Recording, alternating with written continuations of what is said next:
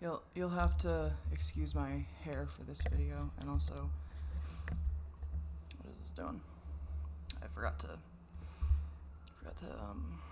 that, set that up.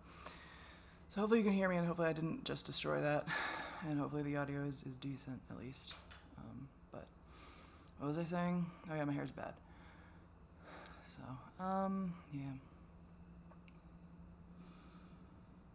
At what point is it just me being ungrateful?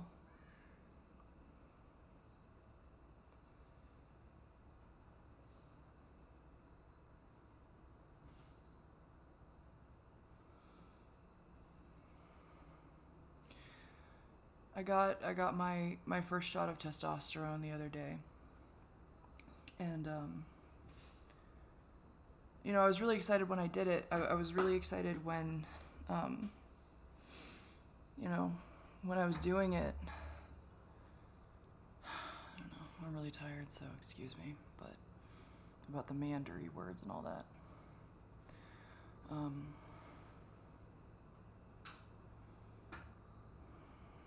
You know, my sister took me. I was able to schedule it on a day that my sister could take me, so I didn't have to be, you know, taken by just like my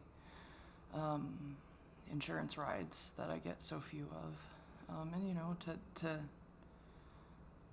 have someone who cares about me be there, you know, because it's an exciting thing, right? Your first testosterone shot should be an exciting thing. I should have set up the camera a little bit better. I'm not liking how it is. Anyway, that's fine.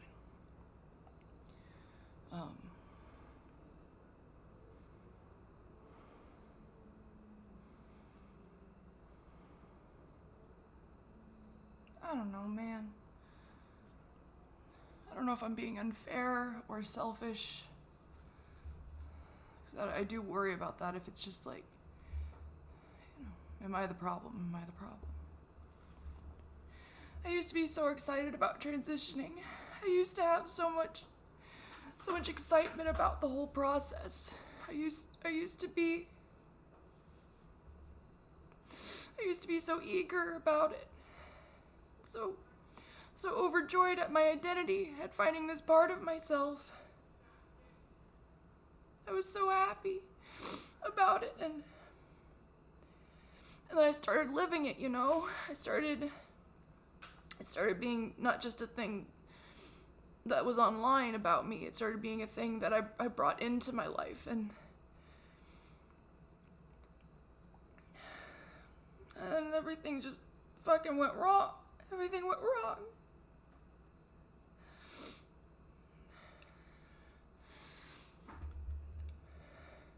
You know, I brought my sister and she came, and I asked her to take a video.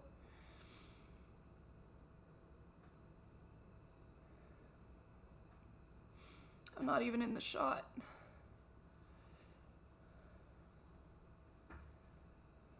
You know, and I wanted her to be excited about it with me, you know, like the nurse who was teaching me was so excited to show me, you know. And she knew how big this was, and I was so excited when I was, you know, when she was teaching me about the different needles and what they do, and I was so excited to like it's real, it's happening, and here's the vial, and you know, this is the drawing needle, this is the actual needle that you put in your body.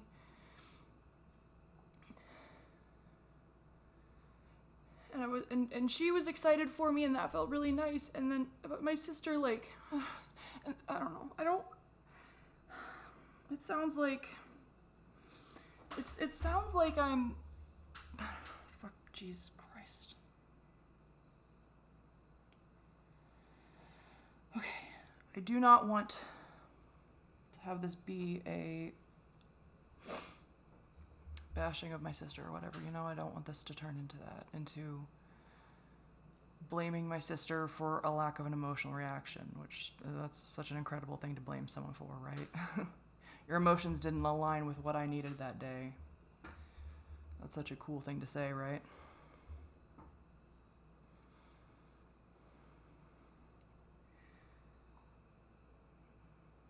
she didn't understand. I was excited about it. I was excited. And she couldn't get excited with me. And of my immediate family members, I'd say my sister and I'm closest to my sister, secondarily my sibling. Just by nature of how we grew up and you know, there's a bigger age gap between me and my sibling than me and my sister, so sometimes I don't know, you know how sometimes like if you have siblings, and especially if you are one of those people who has a sibling that's many years younger or older, it can feel harder to connect with their experience. Even if you love them, and my sibling loves me, and I love them too, of course, but it's just, you know, like, I feel like I have been closer with my sister, and so I thought of, you know, of the people to bring.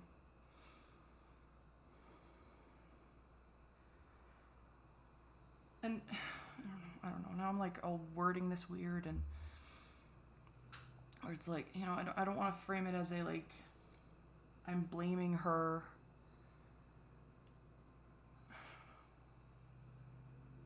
I don't know, man.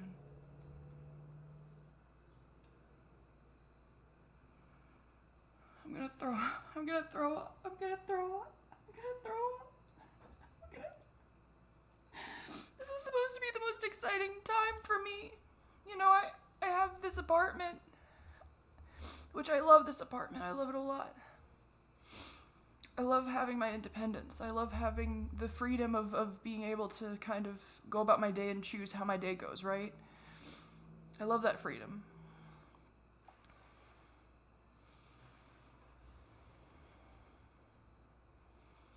And Jasper's been coming over sometimes, and I'm getting used. He's getting used to the place. I'm getting used to being able to fully take care of him, and you know that's a process that I'm working through, and it's been really nice to have him here when I can.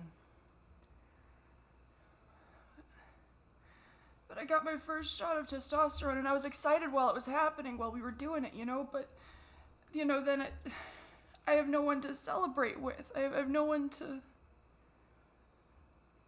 There's you know, I told a few people, but they, you know, I can't tell my parents.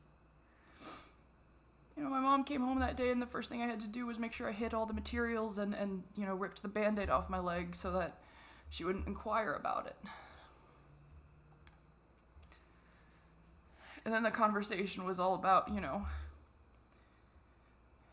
you loved wearing dresses when you were little. You loved wearing dresses. And I can't even fucking begin the conversation with her that, yeah, men and boys sometimes like to wear dresses too. And also, you know,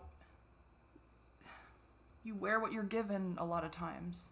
Hell, even into my adulthood, I've just worn what I've been given, right? You know, there's only a handful of clothes that I own that I actually like because for most of my life I just kind of wore what I was given. And also, just sometimes you just don't know. It is a thing. Like, obviously, like, there are trans kids, people who are just as valid as being trans, and they just didn't know. They didn't always know, you know? For me, there was a lot of hints throughout my life. For some people, it's not that way. Some people don't, you know, some people feel like they were the gender they were assigned at birth for most of their life, and then, like, and then they're, you know, and then they became trans, or, like, you know what I mean? Like, there's different narratives that people ascribe to and different experiences that people have. I should say it that way more. It's not so much a you know, ascribing as people have just had different experiences. That's more the truth.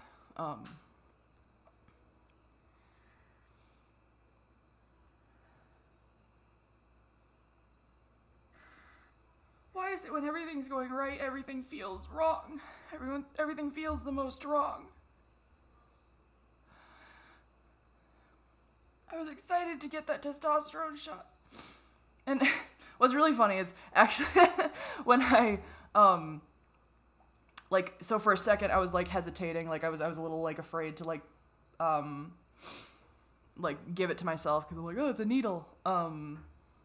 Which is really funny because it's like the thought, like, I'm not afraid of needles. I've had a lot of shots and IV, needing to have an IV in my wrist. for one reason or another throughout my life. I'm not really afraid of needles. You know, I've had my veins pop and stuff. Sometimes it's like, you know, I kind of know what to expect. I'm not really scared of them. But I didn't realize the mental like just that minute of like barrier in your brain where it's like I can't push, I can't I can't do the thing. And it didn't last for a very long time for me. And once I, you know, got past that and like, I didn't even feel it. Like, you don't even feel it. It's such a small needle. I mean, maybe some people would be able to feel it. I'm not sure, but I didn't. I couldn't feel it at all. I was really surprised, and also really surprised at how easy it went in. So that was fun. But it was funny because it's like my first thought after you know, giving myself the injection was like, because you know, obviously you start off very small, and I'm just like, I just like, you know, squeeze it all the way through. I'm like, that's it, that's all that was in there, because it's like, it's such a small amount. And I'm like, you know, maybe that wasn't enough. Maybe I should give myself a second dose. Obviously, I'm not going to. That is not an actual real suggestion from myself, but it's just funny. My brain's like, I mean, you know, I'm a big guy. Maybe it wasn't enough. It feels like it should be more. It feels like this syringe should be like half full. So, obviously, no. I am gonna take my testosterone at the rate I have been prescribed, like a good trans boy. But it was funny. I just thought that's all it is. I feel like there should have been more. Oh goodness, I can't even imagine what my hair looks like right now. So I'm not gonna think about it. Is the trick to that? It's funny. I already feel better now that I'm filming. I don't know why. I feel like I go insane if I can't film. I always feel better if I'm filming. Specifically these. Now I'm going off topic, but who cares? This was already a bitchy vlog anyway, so I'll just fucking talk about whatever. I'm like, I don't wanna. These feel easier and more fun to film. More importantly, more fun to film than like the Let's Play stuff that I've been doing. Because I technically have like one video of Dream Daddy and then like 2 videos of Undertale on my channel. And I'm just like, man, I don't even want to fucking. It's not that I don't want to do them. It's like I've wanted to do them, but this is more fun. And if I'm gonna film a video right now, I'd rather do this. And also, man, it's really hard for me to fucking read aloud. Like, it is really, like, I sound like I'm doing fine. Or maybe I sound less fine than I think I do, but I think I sound like I'm doing fine. Blech.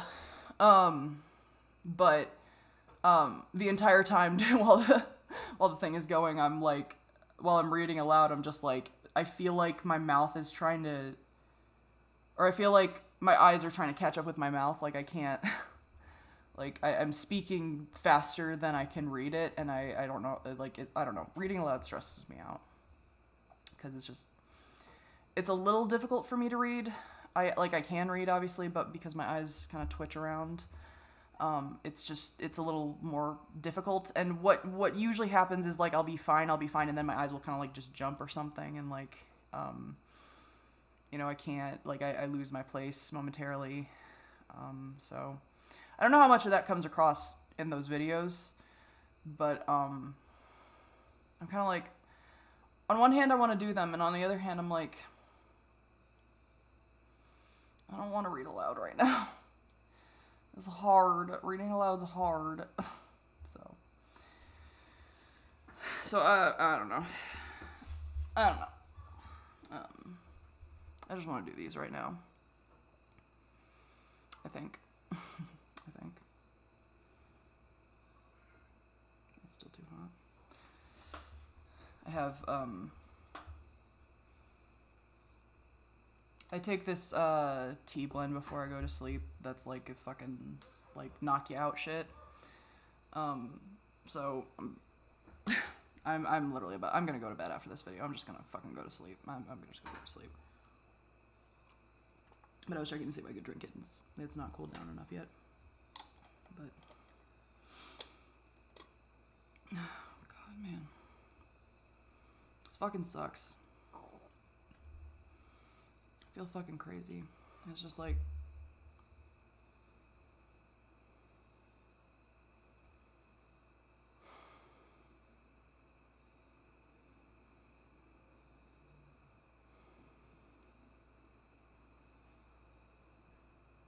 I don't know. I don't know.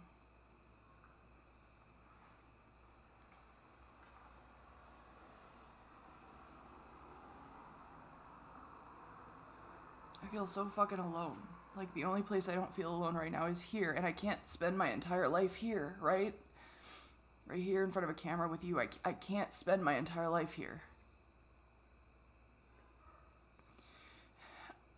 I have to, you know, go out into the world, and I have to fucking spend time with real people, and, you know, not that you're not a real person, but you know what I mean. Like, it's...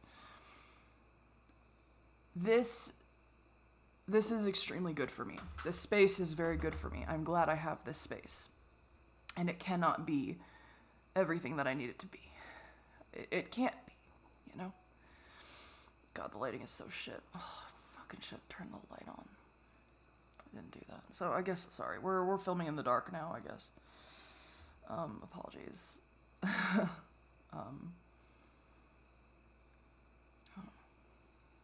don't know.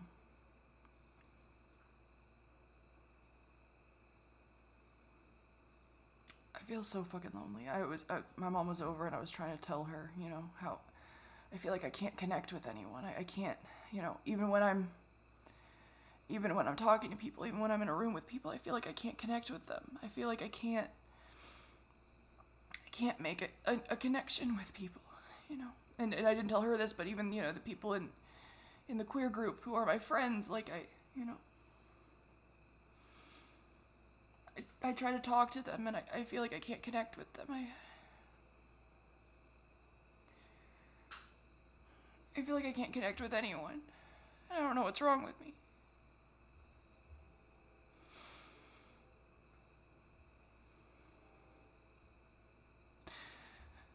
I just started the most exciting medical journey that I'm gonna take in my life. Starting to transition, taking my first dose of testosterone. And I was so excited. And I can't celebrate it with anyone. No one's happy for me, you know. That's not entirely fair to say. Like, I texted a couple people and got, you know, like a, yay, I'm excited for you. Like, yeah, that's really nice. But you know what I mean? I'm not trying to be ungrateful. I'm not trying to be, like, you know, that's not enough. But, you know, it'd be nice to be able to have someone that I, you know, was excited with me. Like, you know, when I was talking with my exes before we broke up, you know, I had just been starting to delve into my identity before things kind of fell apart. God, it's so dark. Oh, God, this is terrible lighting. Jesus. Oh, my God. I made a poor call here. I'm sorry. Whatever. I'm gonna fucking keep talking, because I don't fucking have a choice, and I can't really turn a light on from here right now, so.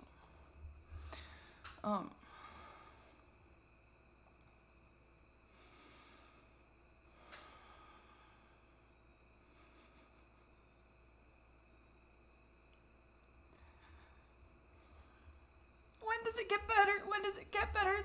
Like, they always say it gets better, keep going, it gets better, keep going, it gets better. How much is my fault? What am I not doing right? What am I not doing right?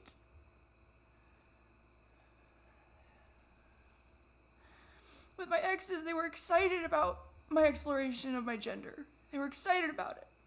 I could tell them how I felt about it. I could tell them, you know, the things I was discovering about my needs from my identity, you know? I remember when my ex-girlfriend, she bought me a bunch of boxers. It was my first my first clothes as, like, just trans-specific clothes. She bought me a bunch of boxers, and I love my fucking boxers. I love them.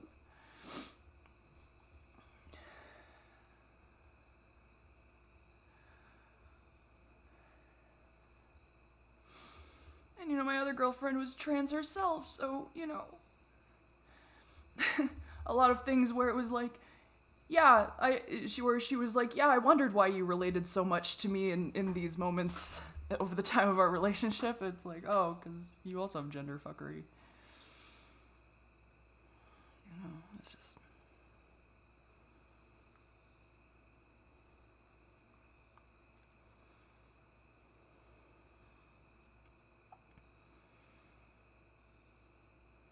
I don't understand. What am I doing wrong? How dark can it get before there's anything? I don't know what I'm doing wrong. I cannot tell what I'm doing wrong. Why can't I emotionally connect with people? You know, tomorrow I have a friend I'm gonna hang out with. And the next day I have someone else, and you know, sometimes I just leave hanging out, like, more alone than when I started. And I don't know if it's me, like, asking too much. Like, am I expecting too much out of the interaction, right? Am I expecting too much out of this relationship for the stage it's at? God, I wish I'd turned a fucking light on. Jesus Christ. This is borderline unusable.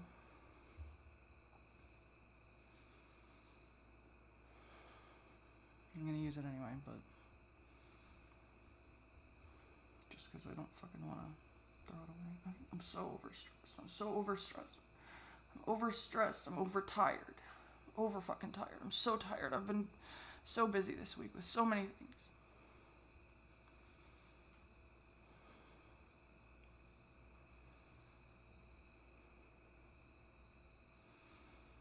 I wish I'd turned a light on. God damn it.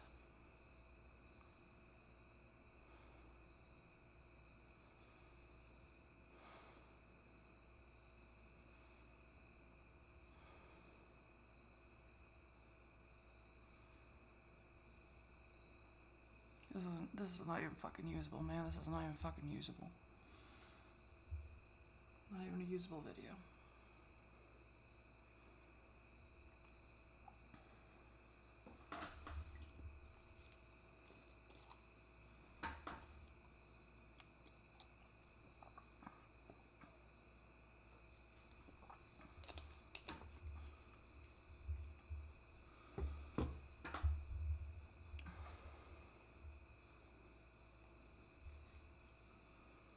Did I fucking curse myself at some point? What decisions did I make that ruined my life over and over again?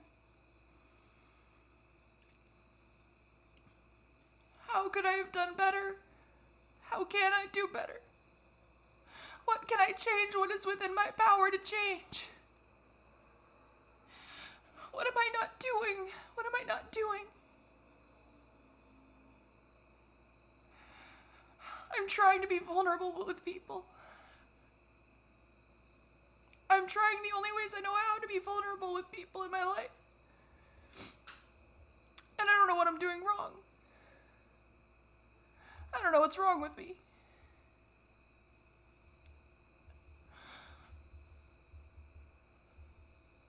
You know? In 2023, I was like, I just want to try something new. I want to try to be more of myself than I've been able to be.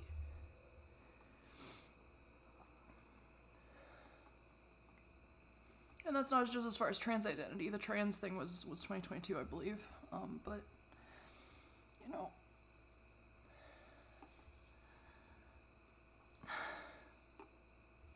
God, this video is so fucking dark. Jesus Christ. It's not even fucking usable. Fucking shitty YouTuber on top of it.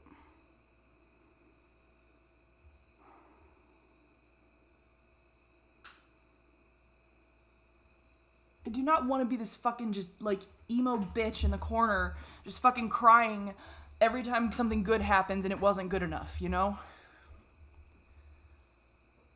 I want to be a person who holds on to the gratitude of the good things that have happened. I want to be a person that holds on to hope, you know? That's what this channel is supposed to be about. Honestly, it's supposed to be about hope for me and for anyone who needs it. This is supposed to be about hope. This is supposed to be about hope. And I get my first shot, and the first video I make afterwards is this.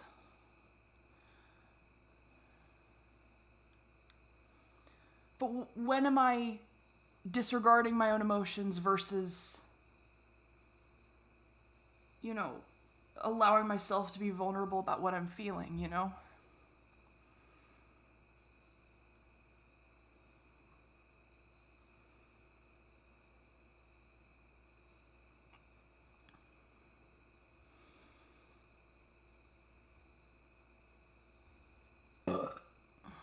Oops.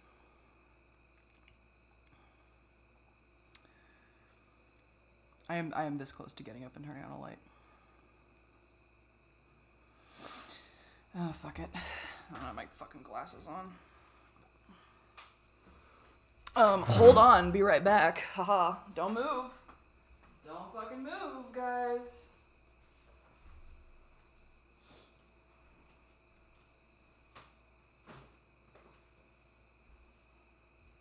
No, I don't want this light on. There we go. Is that enough light? I have no idea.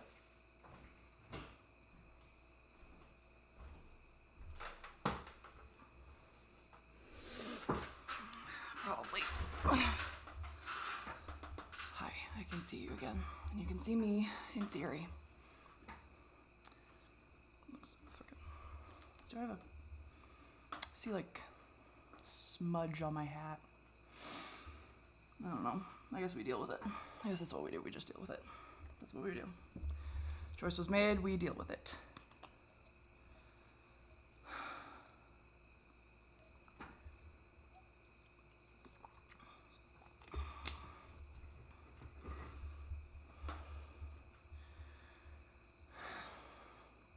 I want this to be about hope, right? I am only still alive because I have clung on to the idea that as long as I'm breathing, things can get better. As long as I'm breathing, there's always a chance, right? You can't do shit once you're dead. Once you're dead, it's really over. That's the only permanent decision you can make. Like, well, you know, in terms of, you know, your life can never get better from there in any way. There's no chance. And the problem with chance, this is the thing. The thing about chance is that there is always a chance that it won't get better, right? That is the reality that I have to live with. It is the reality that all of us technically have to live with. That, you know, by nature of chance existing, it means there's also a chance that I don't get better, that it never gets better, it never gets brighter. And I try to remember, I am still, in the grand scheme of things, I'm still young, right? Sometimes I don't feel that way. Sometimes I feel, I don't know, I emotionally feel like I'm like, like having midlife crisis or something, like I'm actually fucking 50 or some shit.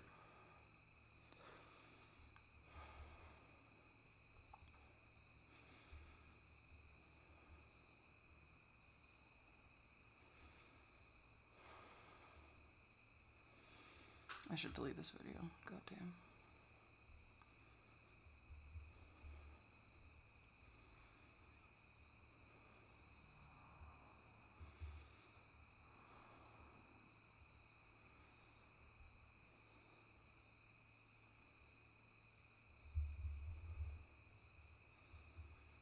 Oh man.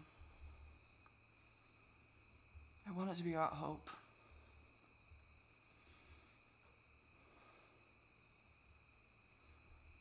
I want it to be. I'm tired. I'm tired. I'm fucking tired. I'm exhausted.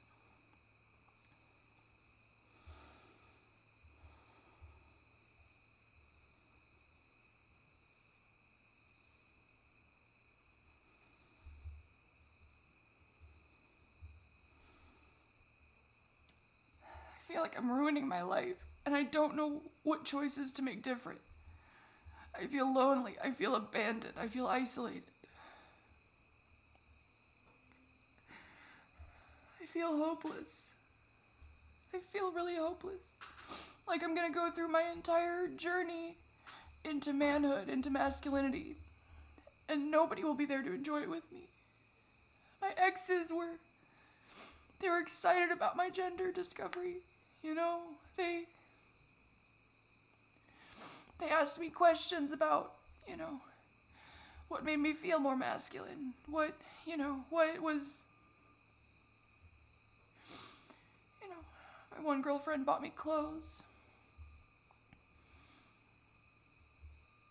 You know,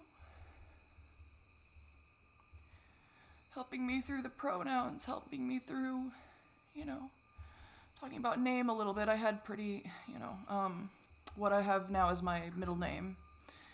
I was going by that name for a while with them and with everybody, you know.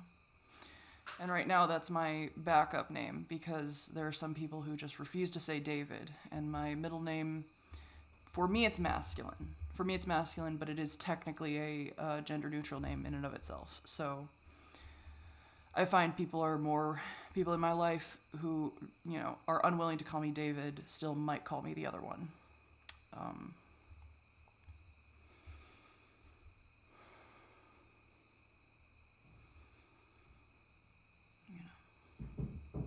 Which sucks. It's like, okay, so you're not, literally, it's not a problem of you changing the name. It's the literal problem is you're just transphobic. Like, because some people are just like, oh, well, it's hard to remember the new name. And it's like, no, my conservative, phobic family members and church people are happy to call me the gender ambiguous new name with no problem.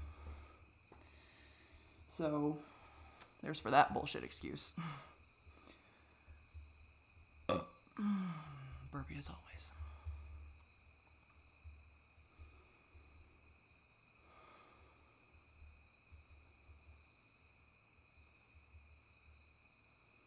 I feel so fucking alone. During what should be... My hair is also fucking nuts. Ugh, I hate my hair. It's too long.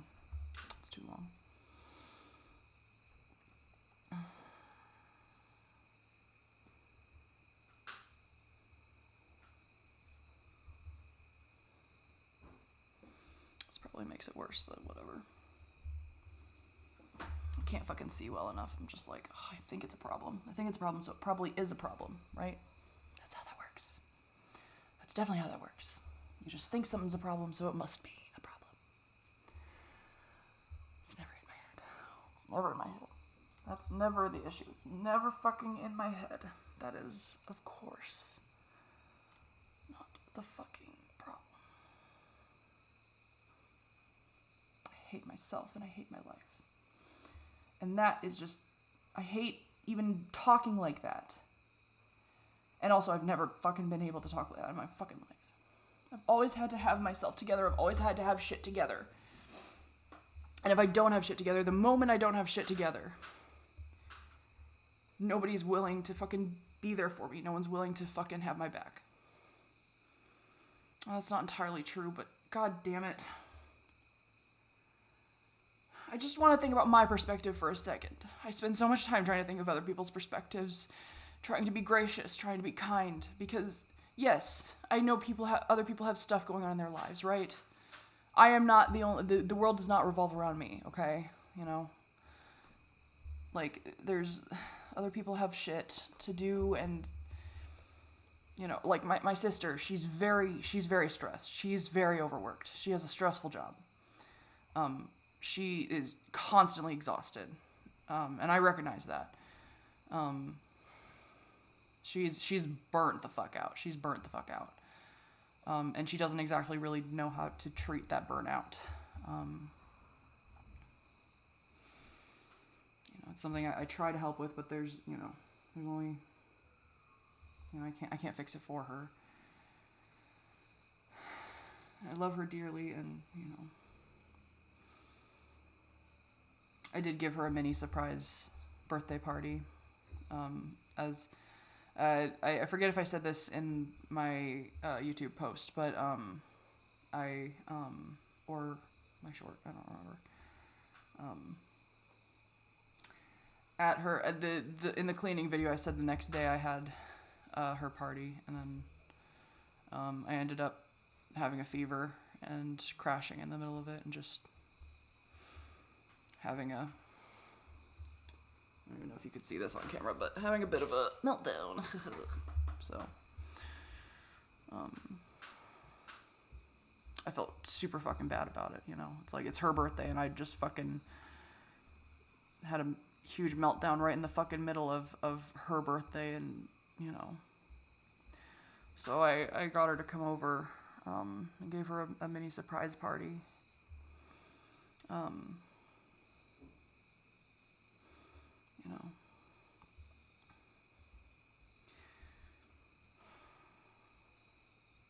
So I'm glad I did that. That was fun. That was fun, and that was nice. And I think she did appreciate the surprise. You know, I think she wasn't expecting it. So it wasn't anything huge. I bought a balloon and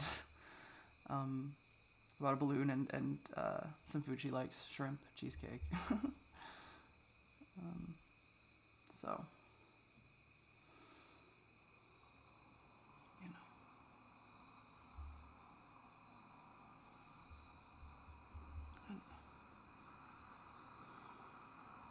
And even then, it's like, it feels like she's not close to me. Like, you know, we also hung out and watched a show she liked. It feels like she's not close to me, you know? We're not as close as we used to be, and it feels like nobody wants to spend time with me, and that's not entirely true, but that's what it feels like. And like I said, I literally have a couple things with a couple friends lined up, but, you know, even hanging out with these friends, it is difficult to feel as emotionally close as I want to, you know?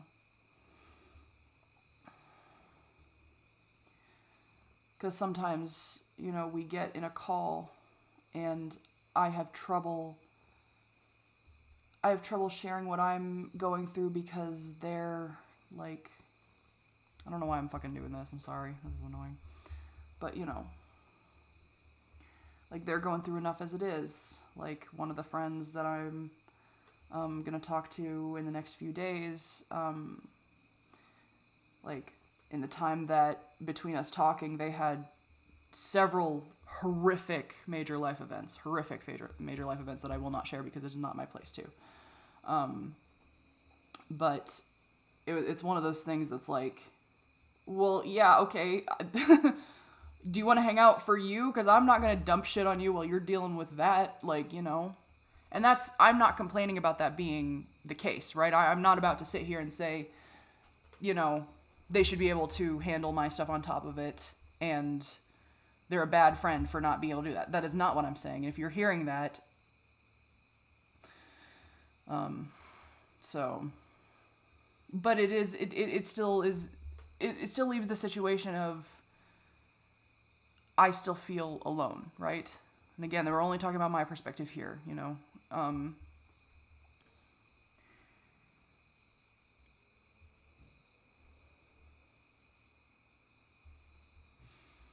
You know, it wouldn't be fair to dump my shit on somebody who's carrying that much. That's not fair.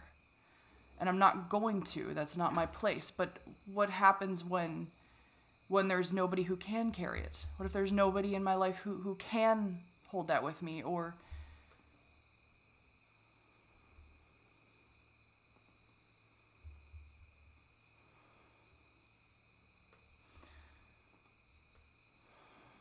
I feel like I can't talk to anyone about my gender, and it's to the point where, you know, I have this thing where when I feel shame, I mean, a lot, I say me, a lot of people do this. This is just a common shame response, right?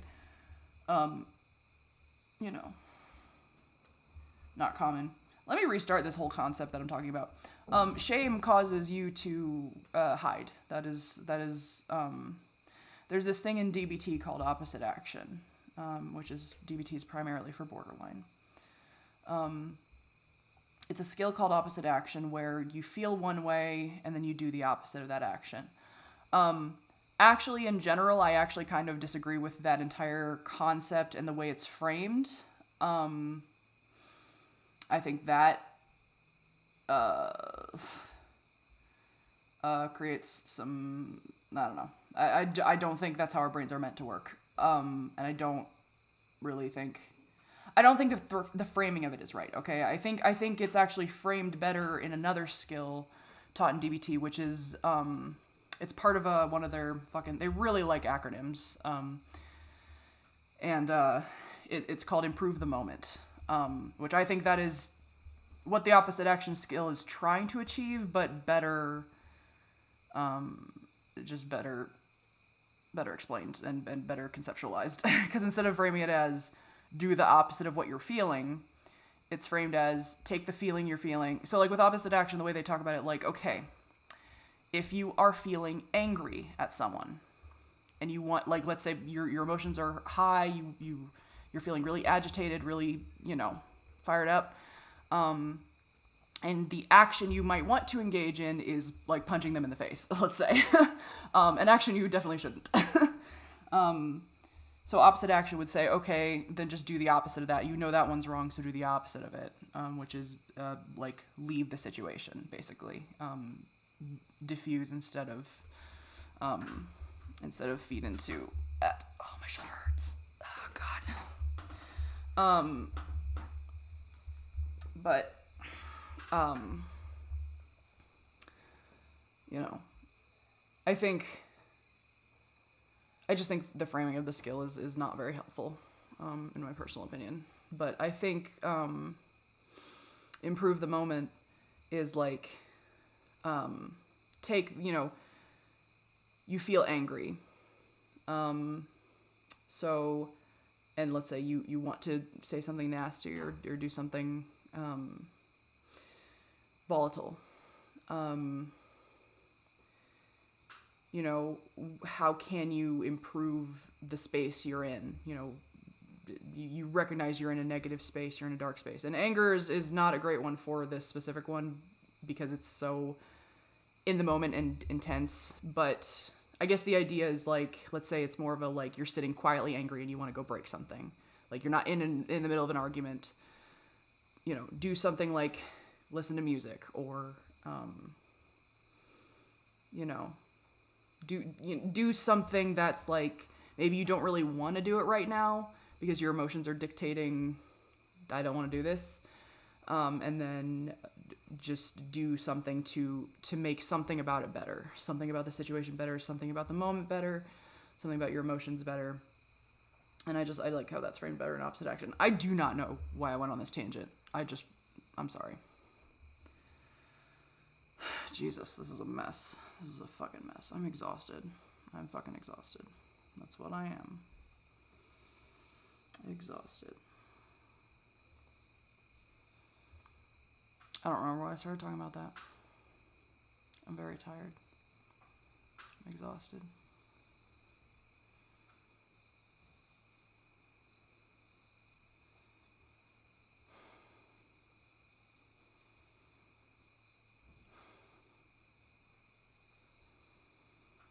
But yeah, I've got some people that I need to hang out with, and it's also online also, which is that's another thing. Is it's just I wish there was more people in like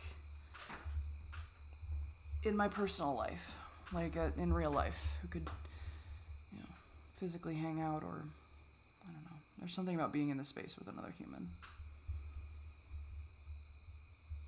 I don't know. This can't be everything, right? I do feel more myself when I'm here. I do feel better about my life when I'm here. This does help me feel better being here.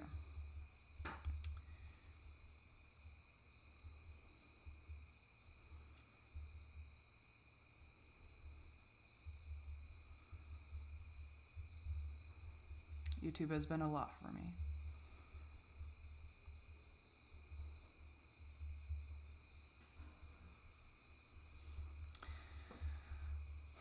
But there is something about having a physical human, in your space that you can talk to and,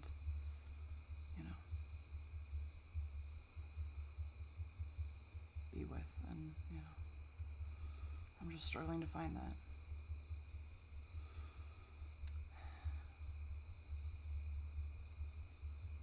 And I'm trying to hang out with people. I'm trying to, I don't know.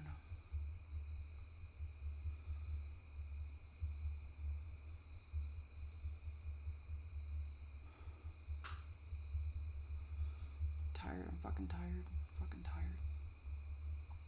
Angry at myself that my video about my testosterone shot is this. Angry at myself that I was incapable of finding fulfillment in celebrating myself.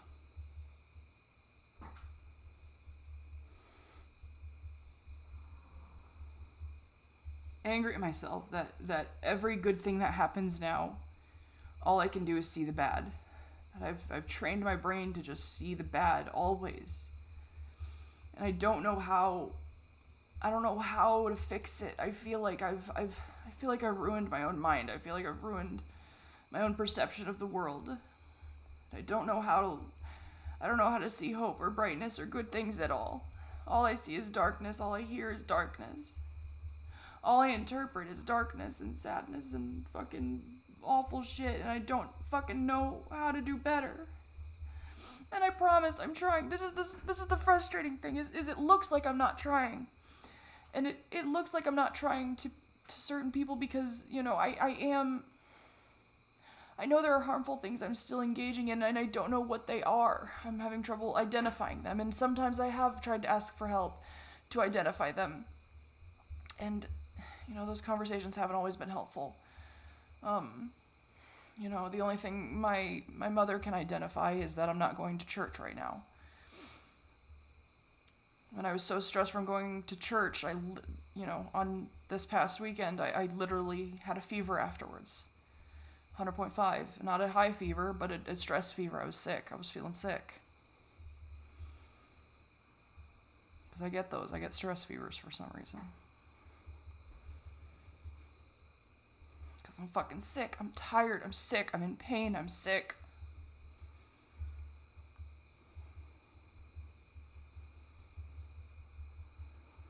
I'm so angry at myself. I'm so angry at myself.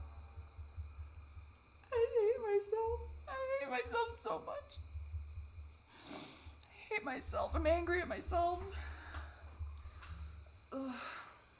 This fucking hat. My hair's too long. I can't fucking see it. It's a fucking mess and it looks terrible. I know it looks terrible. I know it looks terrible because I look terrible. I just always look terrible. Because I fucking hate my appearance so fucking much.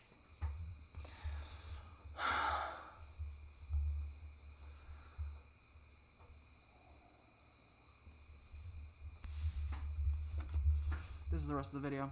See, now I'm going to regret this because I have to take it off and then put it on, back on again. Ready for something funny? Whee! God, I don't even know how it looks. It's terrible. But we're going to live with this until I put the hat back on. Ugh, I need a haircut. I need a haircut so bad. I need a haircut so bad. I need a haircut so bad. Does it look okay? I can't fucking see. How's it look? Tell me in the comments. I hate my life. I hate myself. I shouldn't be a YouTuber. I should not be making videos. YouTuber is the wrong word for what I'm doing here. I'm just fucking... This is my Facebook page. Welcome to my Facebook page. I just upload random shit. And somehow some people watch it. More than people should. I mean, thank you. If you're here, I'm glad you are. I really am. That's incredible that you have the free time to be doing this. But, you know. Thank you. That does mean something to watch this. It means something to be heard sometimes, you know? It means something to be heard. Even if I'm not sure who's hearing me, right? I don't know. Also, I fucking hate myself. So there's that.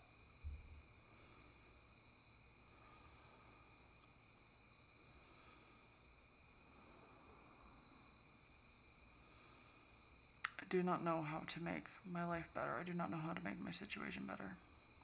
I don't know if it's a gratitude thing. I don't know if it's a trying harder in certain areas thing. Or if I'm trying too hard and I need to rest. I literally cannot determine which it is. Do I need to work harder or do I need rest? I don't know.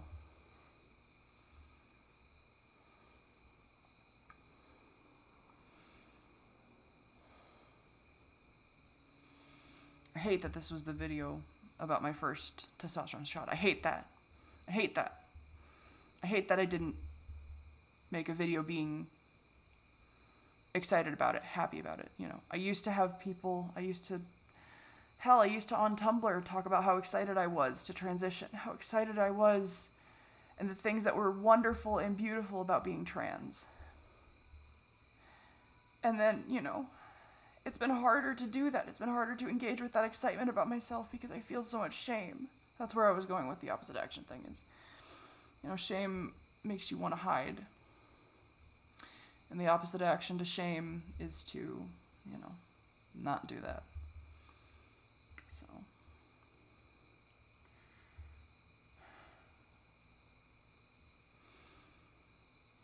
But I don't even know how to put words anymore. I used to have things I used to be so excited. I used to be so excited about transitioning, and now it's all gone because I doubt myself, because I doubt my own experience. And because when I started sharing it with people,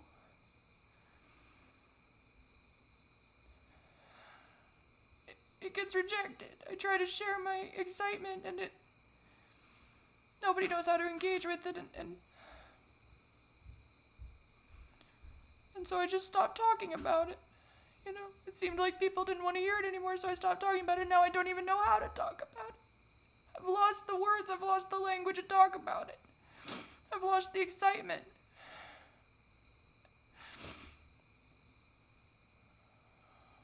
And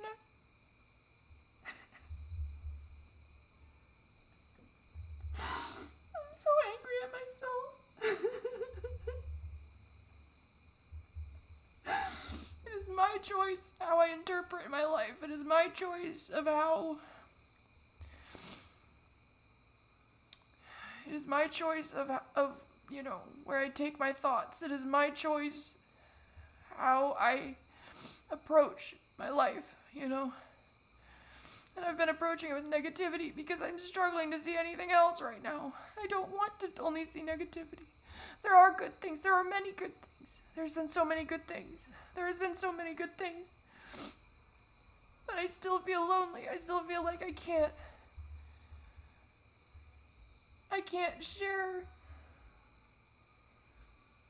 I don't even have words anymore for... I don't even know how to share, even if somebody did want to hear. Even if somebody did want to hear, I don't know how to talk about it anymore. I don't even know how to talk about it anymore. I don't have the words I used to have. And then I worry about that meaning that my gender identity isn't real or isn't mine.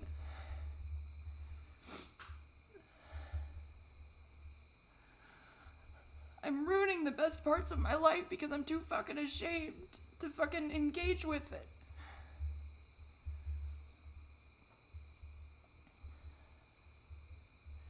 I miss my partners so much. They would have been so excited. They would have been so excited about this first shot. We would have, even if, they couldn't be here physically, and even if I couldn't be there physically, we would have celebrated in some way. We would have picked a movie. We would have...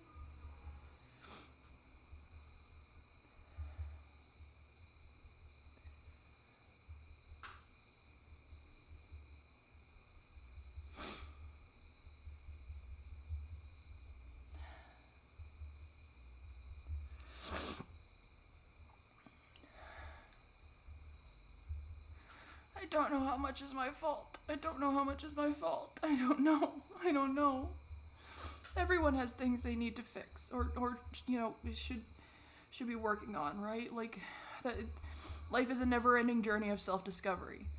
You know, it's something we keep doing, and we keep finding out more about ourselves, and we keep going. And we're always going to find something new about ourselves, and we're always going to find something about ourselves that we want to grow. That's the beautiful part of life, is it's never over, you know? It's only over when we finally die, and, you know, hopefully we're old by then, and we've had time to fucking explore most of what we wanted, because I know I'll never do all that I want. Nobody can ever do everything they want.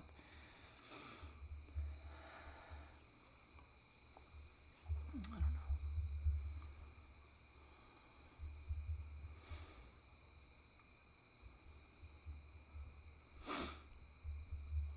I feel alone. And the only place I don't feel alone is YouTube. It's the only place I don't feel alone. It's the only place. But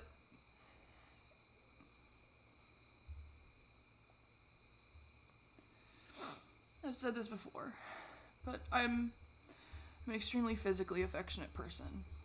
Physical affection is the way I can interpret love best. Because, you know, I find that if people who don't truly love you can say things that make it sound like they do. They can give gifts easier. You know, it's easy. It's somewhat easy to give a gift. It's, you know, there's a lot of acts of love that you can perform without it being true, or without feeling that affection and love for that person. And I find physical touch is the hardest one to fake for a lot of people. It is difficult to touch something you find disgusting.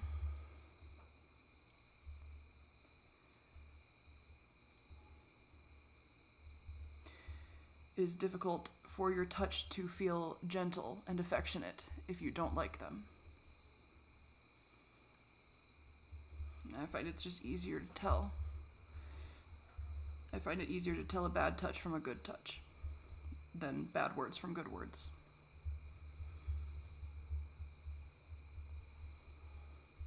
And so it's, you know, online friends are good. I have some.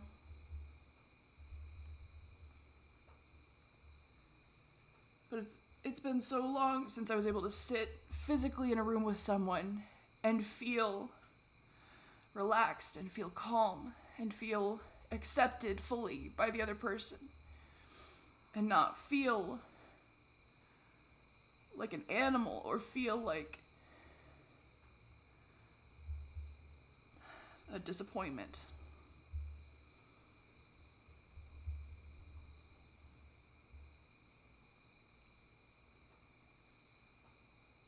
You know, I wish I could remember his name. There's one doctor I know who's kind of his whole one doctor on YouTube. I know his whole thing is about, like, you know, the effects of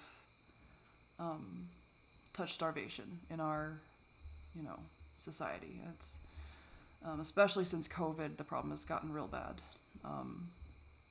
because we've forgotten how to touch each other.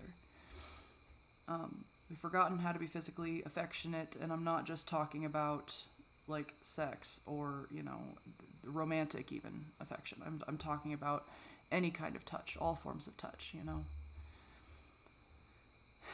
In a lot of ways, like, our country, you know, here in America is very, like, a lot of times almost too sexual with our ideas of touch. It's almost like, you know, any form of touch must, any form of affectionate touch must be sexual, must have that underlying intent, which, you know, feeds into rape culture, feeds into this idea that touch is gross and bad in general, and not a thing that we need, you know. They did an experiment that, I've talked about this in another video, they did an experiment that today would be considered inhumane, but Can you turn your music down, please, sir or ma'am or other? I'm trying to film a video. And yes, it's my fault for not closing my windows, but also, come on, man. Anyway, what was I saying? Yeah, monkeys. um, uh, they did an experiment with baby, I think, chimps. So an ape. Where they had the babies, they took away the mothers from the babies and gave the babies like these wire, constructions that had food, like it had like, formula or something for them or whatever they needed. It had all the basic needs, like, that they would need, except for, the love and care of their mother. And they died. They died. They had enough food. They had what they needed in terms of basic, you gotta eat, you gotta sleep, you gotta drink, whatever. But just because they were removed from the care of their mothers, they died. And studies have found that touch is extremely important for a baby's development, and if a baby is not touched enough, they don't develop correctly. They, they suffer from that lack of touch in those early years.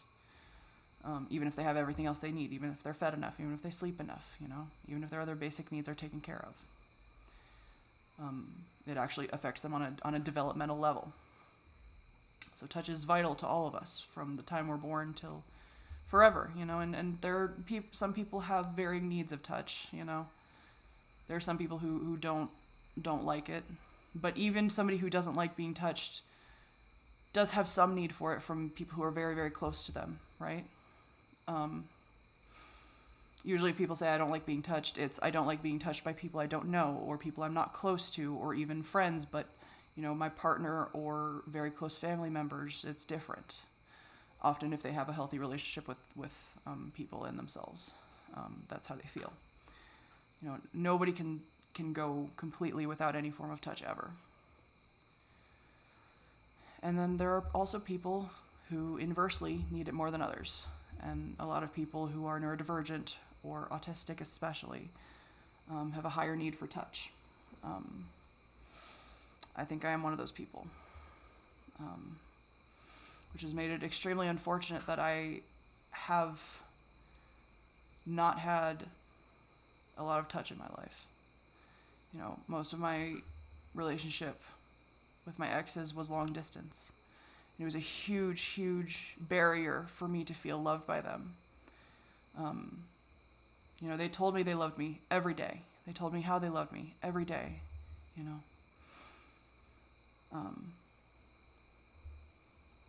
But not being able to feel that through their touch was, it slowly killed me for years. And then COVID happened and we couldn't see each other anymore, And then those two plus years of no touch it was devastating for me. Devastating. It drove me fucking crazy. It drove me mad.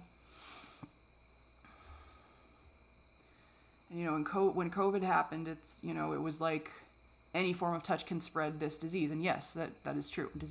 Virus, right? Ooh, I should know this. I should know this, and I did know this at one point. And right now I'm fucking blanking. Shit, I think it's a virus, right? Oh my god, that's embarrassing. Actually, I don't know what I'm talking about. Don't ever listen to me. I'm unqualified to speak words. But the COVID thing that infects your body and makes you sick and killed a bunch of people and tore our country, tore the world apart for a very long time, and it's still happening. It's just a little bit more managed because we have the vaccine now. But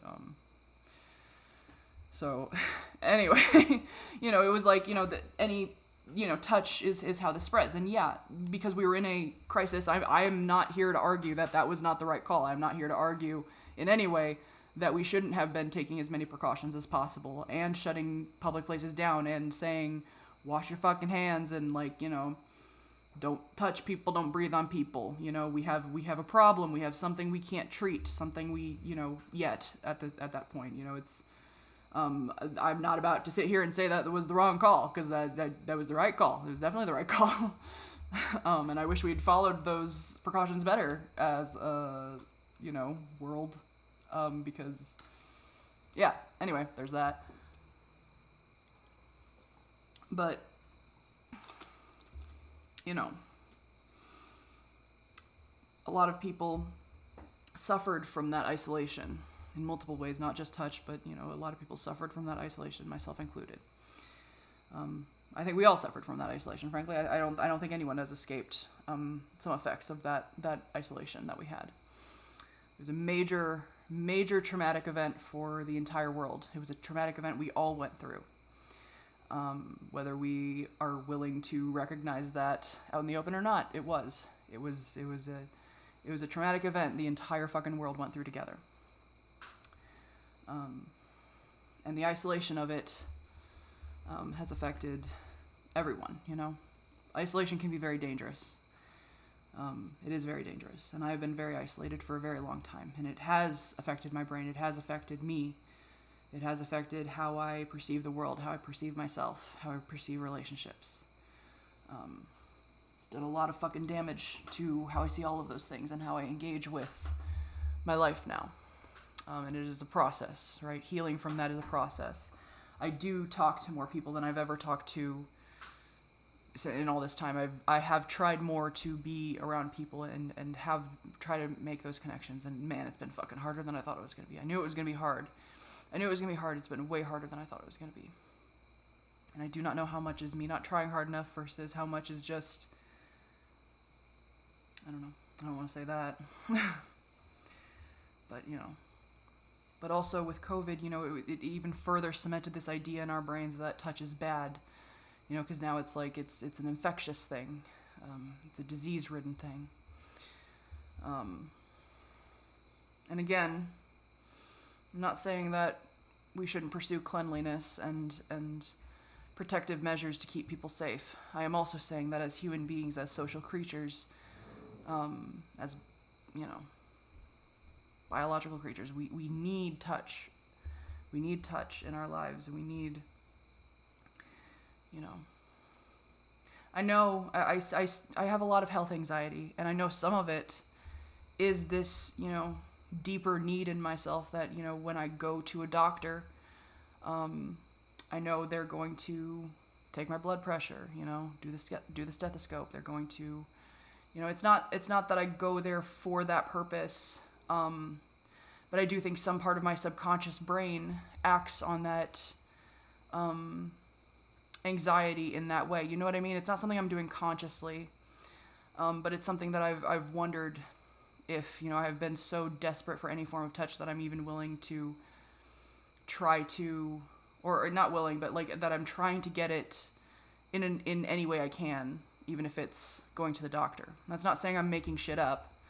Again, I'm wondering if this is something my subconscious is doing, because I'm not consciously aware that I'm doing that, but I do know a lot about how the brain works. I do know a lot about how you know, mental illness can present in a person. And I know that is a thing that some people do, where they, if they are, you know, struggling with that is a, you know, the thing about trying to survive and the thing about humans being adaptable is we will find a solution to a problem we have, even if, by the need to survive, I'm not saying this right. You know, you do what you have to live, and sometimes your subconscious makes choices that, I don't like how I'm saying this. It's really frustrating. I just know this is a thing that can happen, especially with the fucking going to the doctor when you need care or touch from people and you're not getting it in your life. I know this is a thing that happens to people, and I'm just wondering if that's what's going on with me right now. That's what I'm trying to say. We do what we have to survive, right? Which sometimes means maladaptive behavior, maladaptive coping. You know. And it's frustrating because it's like I want to fix the maladaptive coping. But what happens if I'm still struggling to get what I need from the places I'm supposed to get it, right? You know, I tried to have a day with my sister, um, with us hanging out. And because she was burnt out, because she was overstressed, because our relationship has been affected by the past couple years, she was unable to engage with me in the way that I needed from that social interaction. And it wasn't about me, you know, it was supposed to be about her, but, you know, she was very withdrawn. She was very kind of, we were watching something together and she was kind of on her phone and kind of, you know, because she was just having trouble focusing and you know, didn't have the energy for it, right? This is not a blaming conversation. This is not, you know, oh, it's her fault for not, you know, paying attention enough to me. That is not what I'm saying. I'm saying there were very real barriers in the way that she could not provide, you know, what I needed out of us hanging out together.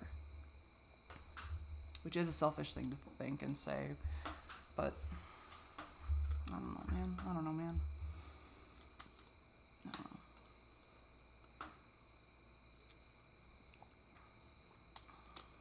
Either way, it's not her fault.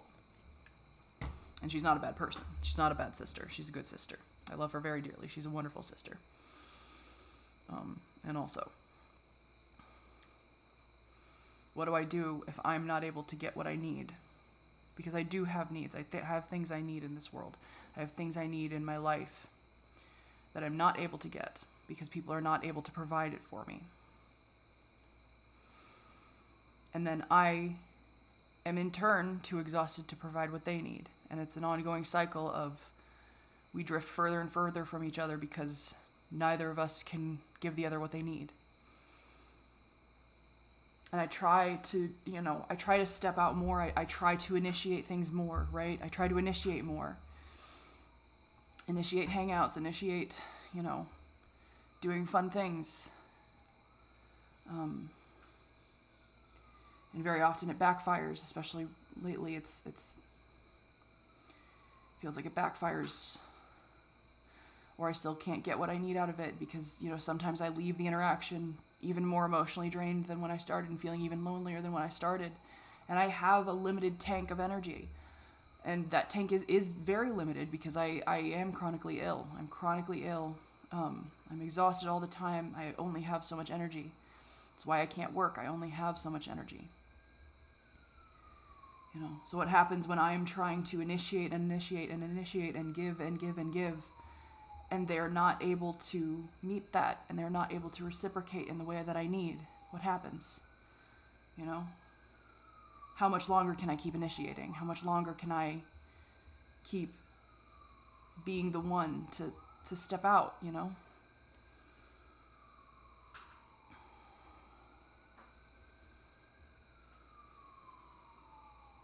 And I don't know the answer, man. I don't know what the answer is. I don't know if there is an answer. Usually there's not. It's a tough thing is I usually find there's not an answer. Or maybe it'd be more accurate to say that the answer is different for everyone. But right now I feel like the answer is that there's no answer. Whether that's accurate or not, that's how I feel. Oh, my back fucking hurts. Jesus Christ.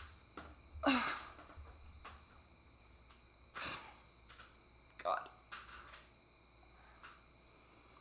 Everything hurts. Everything hurts. Everything fucking hurts.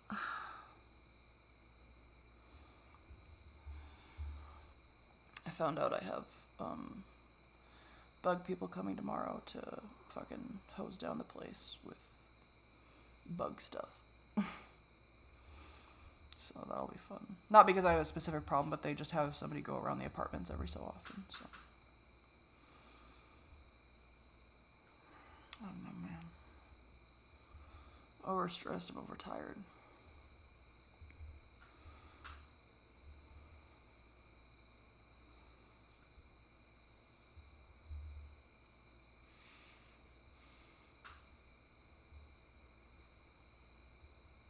Unable to get what I need. And I also hate how that's how I'm thinking. I hate that that's how I'm thinking. I hate how selfish trauma turns your brain. because that is part of it, is that I am going into interactions thinking about what I need. And I try to go in thinking about what other people's need, what other people need. The hangout with my sister, I was trying to go in with, what do you need, getting her food she liked and picking a show that she liked to watch together, And then when she needed to kind of bail early, go home early, because she was too tired, I wasn't, it was like, I understand, I'm not going to keep you here longer. I want you to.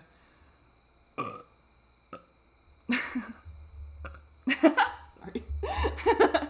And a lot in there, I guess. Anyway. Jesus. I'm gross. I am disgusting.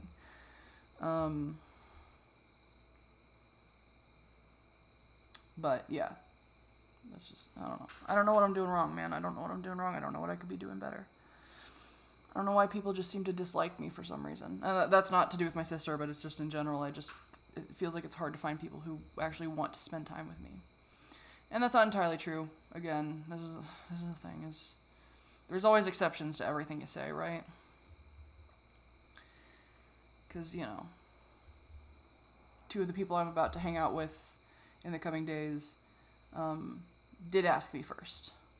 And I'm just hoping that, when we hang out, it's not, that I don't come away from it feeling more alone and more isolated, because it wouldn't be their fault. That's the thing, is I don't hear anything I'm saying as the people in my life aren't doing enough, or like it's their fault.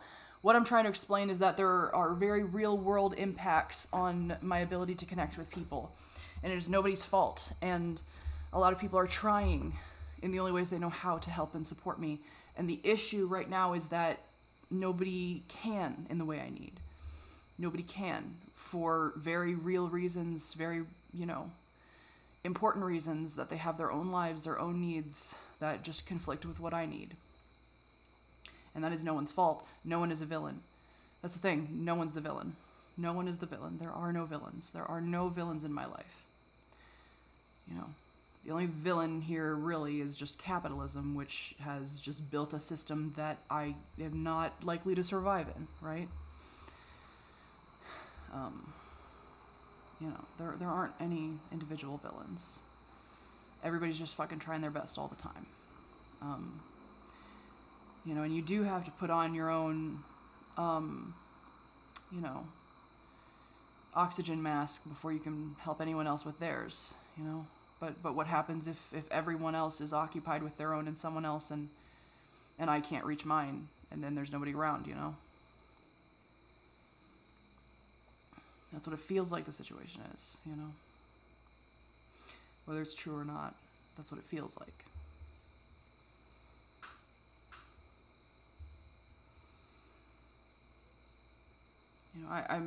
I'm not the first priority in anyone's life,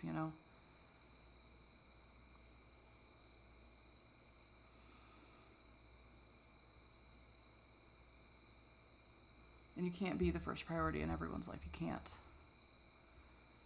You just can't.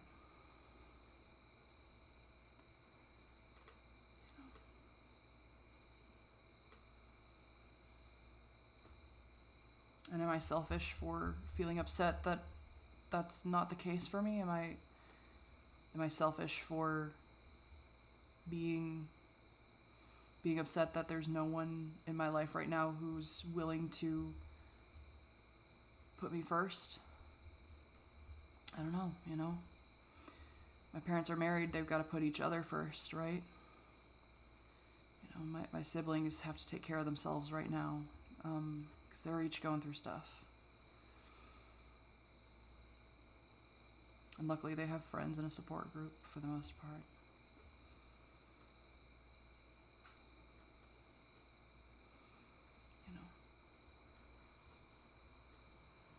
I don't know, is that selfish of me? Is it selfish of me? I don't know. Might be, maybe, yeah, probably, yeah, I don't know.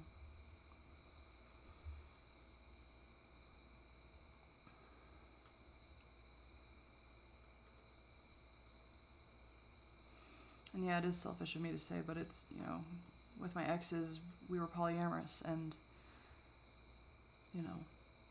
They were married, and the deal was going in. Their first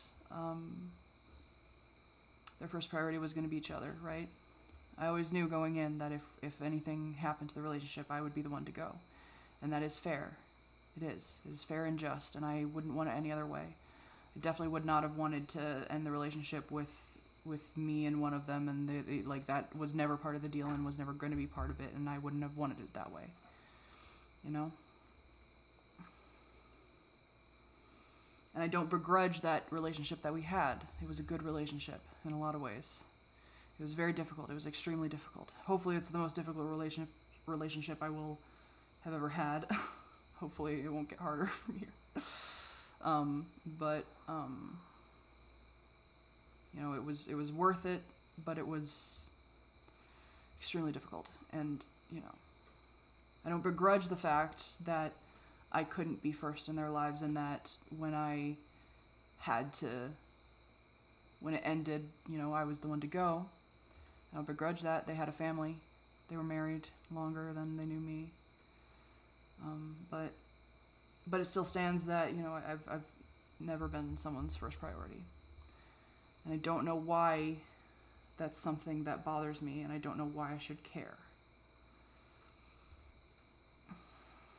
But when things are as rough as they are right now, it'd be really fucking nice to have someone in my life where, you know, I don't know.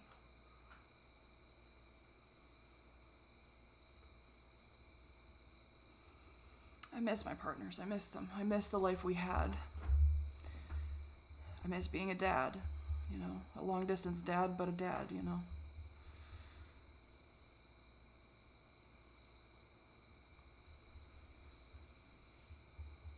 I miss the kids. I miss my partners. They would have been so excited about me getting my first shot, you know. They would be so excited about this channel. They would be so excited about the stuff I'm working on. They would be sharing it with me. They would be enthusiastic, you know. They'd be interested in what I was doing. We'd be talking about it. They would be able to listen to me, like, talk for hours about it. Hours, you know. I'd be able to talk with them about it for hours.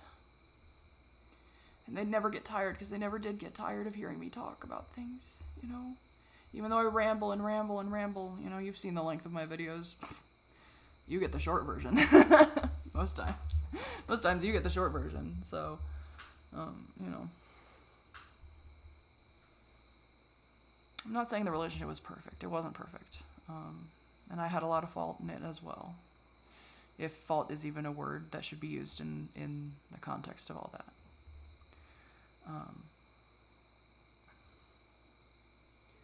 It wasn't perfect. And there are many reasons why it is good that it ended, right? I think they are happier without me. Wouldn't say I'm happier without them, but, you know, I think ending that relationship has allowed me to grow in my own identity and my own self in a way that I wasn't able to as a member of the family, just because of where our lives were going and all that shit. And, like, you know, I don't begrudge it. It was, you know, it was the best relationship, you know, I'd had with anyone. You know, I felt so close to them. I felt so close to them. It taught me so much about everything.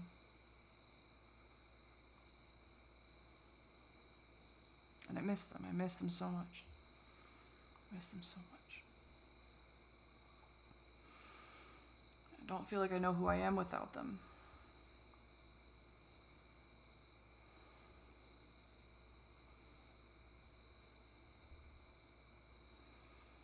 I don't know how to rejoice in my queer identity.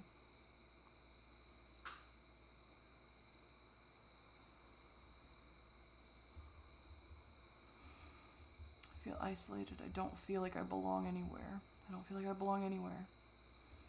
Even online. I miss my old Tumblr account because you know, that was a place I felt like I belonged. And now, you know, I don't have that anymore. I lost that community. I don't feel like I have a community I belong in right now. Which, I don't know, it's not 100% entirely true. It's not 100% entirely true, but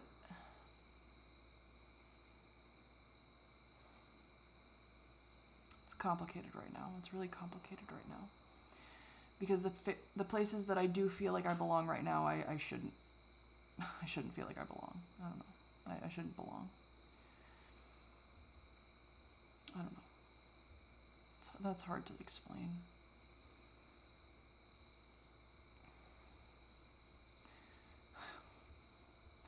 It's like the ways that I do feel like I belong right now feel wrong.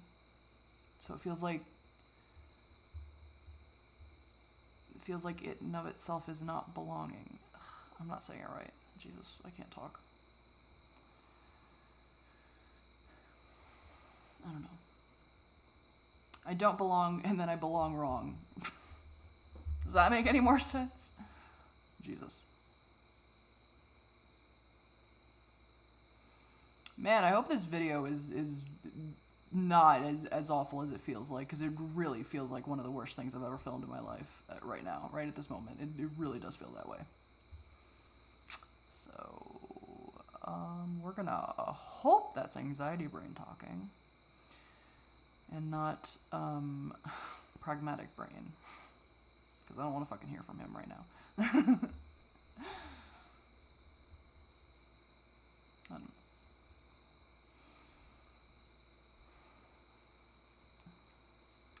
Wonder if I fucking sold my soul to something without knowing it. Can you do that? Can you do that?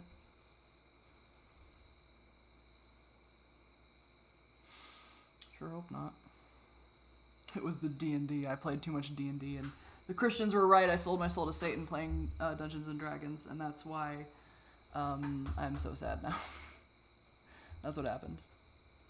It's because I watched Harry Potter at the hospital. I have technically seen every single Harry Potter movie. I could not tell you what happens in any of them. I do not remember a goddamn thing in any of those movies at all. I don't know any of the characters' names. I don't remember any of it. I've seen a couple of them twice. I don't remember any of those fucking. I don't know what happens in that story. Which I guess is fine, because, you know, the author, as we all know, the author's a TERF, so. Deeply unfortunate.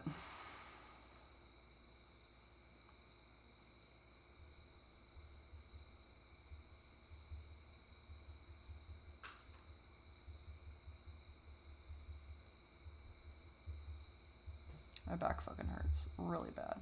It's really bad. I'm currently sitting here with a 7 out of 10 pain. So. Ow. I want to throw up. I feel like I'm going to throw up.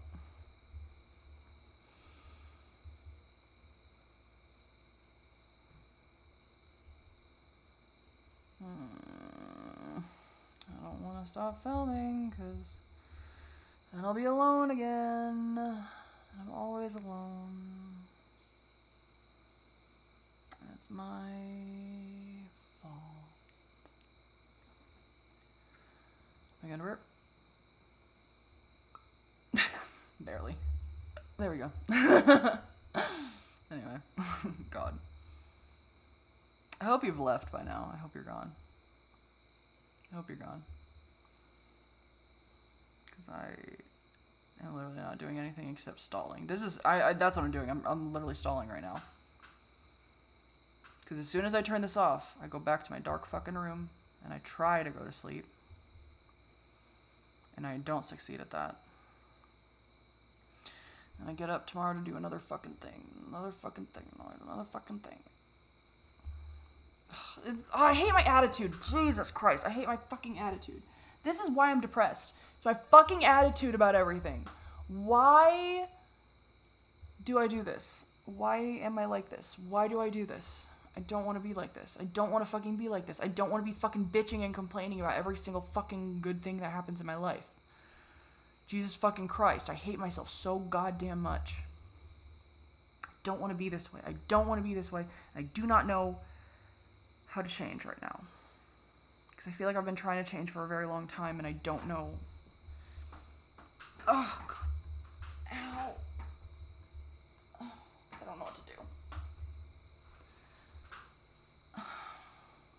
Also, my shoulder, like, I can't, like, lift my arm, like, up. Like, my shoulder's been hurting so bad. Like, this arm, like, obviously I can lift fine. Like, this, it's like, ow! I can't lift it higher than here. I don't know what's wrong with it.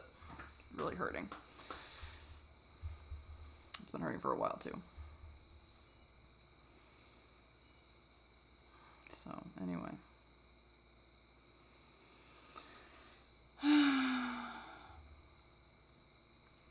Alright, I should end, because I am not talking about anything anymore.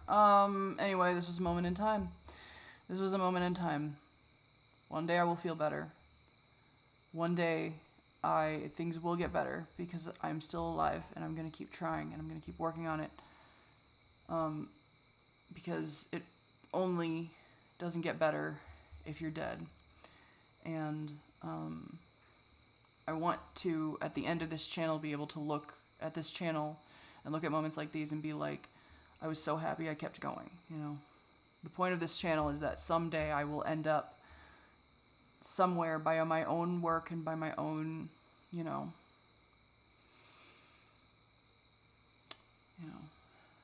my own growth.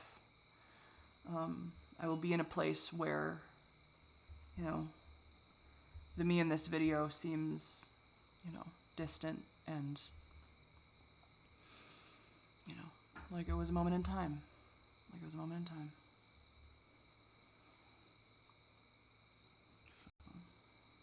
Anyway. Okay, alright, fuck off. Jesus. I shouldn't be talking. I shouldn't be here. I shouldn't be here. I shouldn't be here at all. I don't want to be here, but I am here. So I gotta make the best of it, I guess. Okay. Take care of yourselves for me.